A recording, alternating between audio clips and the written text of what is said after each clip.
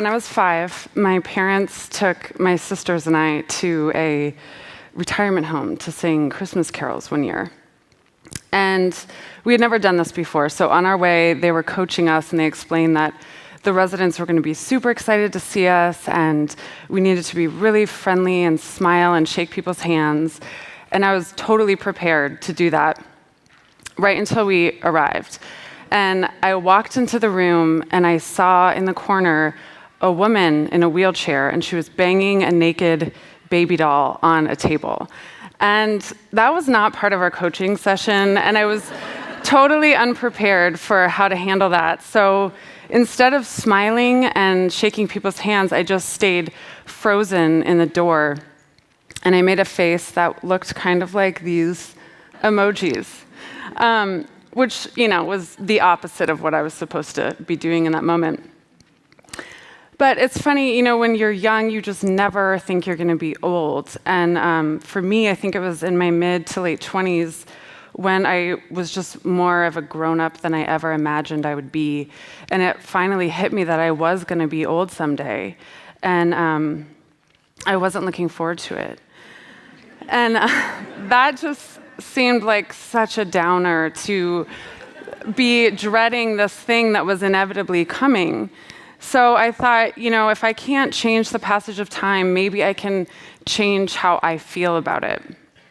So I started to think about all of the ways and just pay attention to all the ways that our culture reinforces this idea that increasing age equals decreasing value.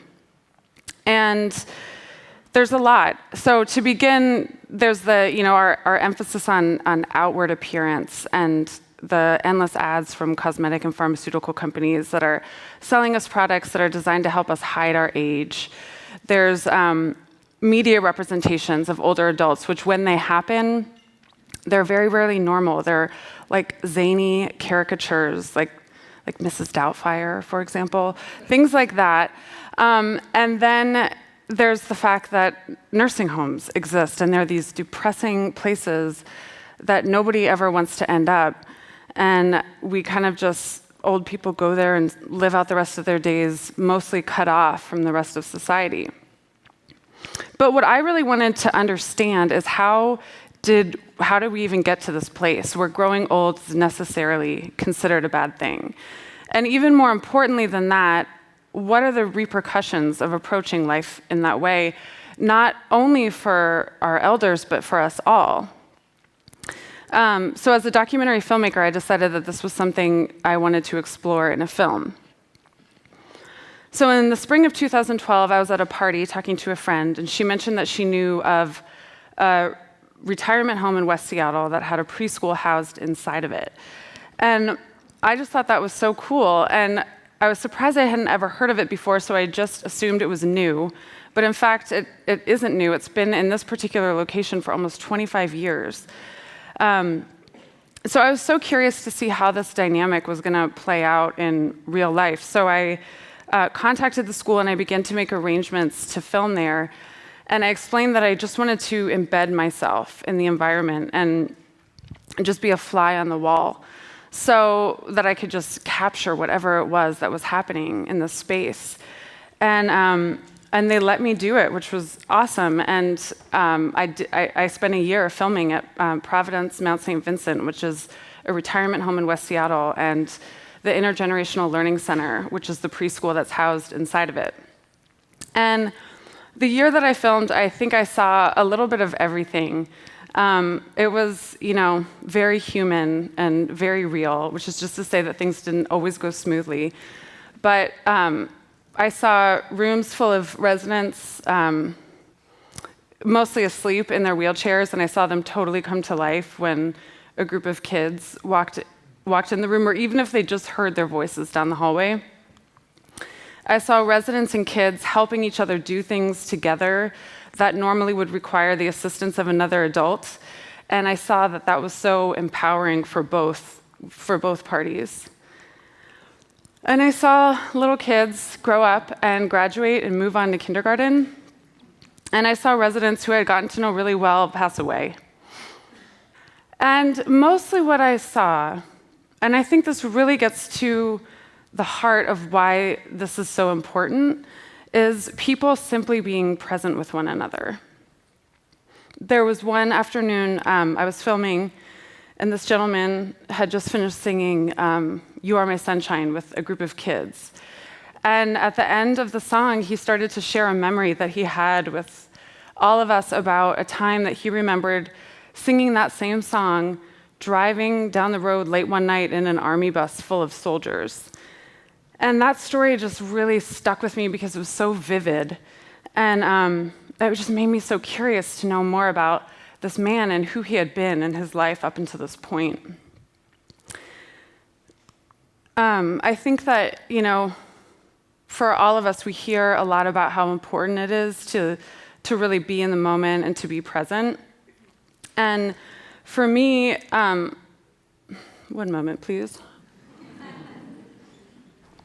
I am so programmed, probably a lot of you can relate to this, to feel like if I'm not running around doing 15 different things at once, then I'm somehow not using my time wisely. So I'm multitasking from the time I wake up to the time I go to bed, and I'm always pressed for time. In fact, one morning, I was dropping my oldest son off at preschool, and we pulled into the parking lot, and I said, "We're early." And he replied in all sincerity, "What does early mean?" I swear, absolutely, like, the kid had never been early in his life. So, but I think what I grew to understand in working on this project is that the act of just being present with somebody is a way to acknowledge their inherent value as a human. And I feel so strongly about this, and here's why. There's a concept that scholars refer to as generational intelligence. And basically what it measures is a person's ability to put themselves in the shoes of somebody of a different generation. So the US Census predicts that by the year 2050, our elderly population will have more than doubled.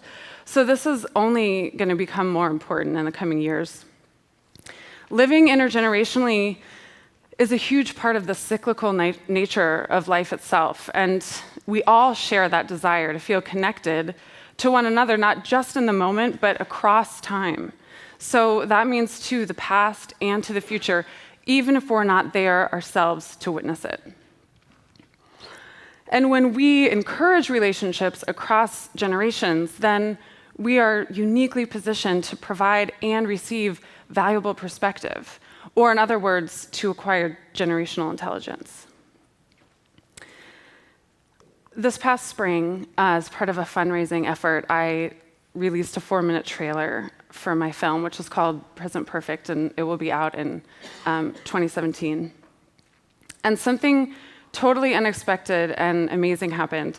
The story got picked up by news outlets all over the world. I ended up being interviewed for television and radio and blogs and podcasts, and the school where I filmed was inundated with media requests, and they've given tours in the last few months to groups coming as far away as New Zealand and Norway and the Netherlands, all people interested in figuring out how to replicate this model in their communities back home.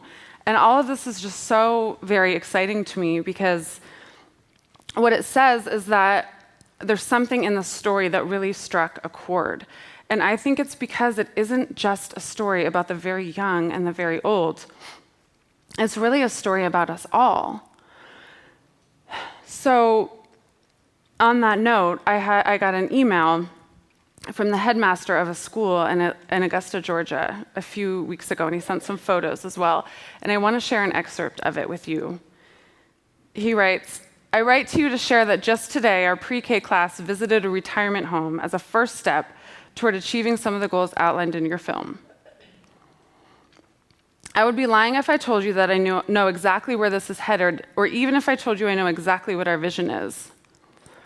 But we do know that there is power in living intergenerationally in the present." And I really loved getting that email because I think his sentiment gets to the heart of what I think is so beautiful about this whole concept, which is just that it is so simple to implement. And yet I feel like the ripple effect of it could be huge. I mean, we don't need politicians to help us make this happen. We don't need to raise lots of money. We don't even need to have a grand vision. It's really so simple. We could start today, like literally this afternoon. It's calling your grandparents or striking up a conversation with the older woman that you see at your bus stop every day, or making a point of visiting at a local retirement home once a month, or maybe starting an intergenerational book club in your neighborhood. The possibilities are endless, but the point is that anyone can do it at any time, and just imagine what a difference it could make. Thank you.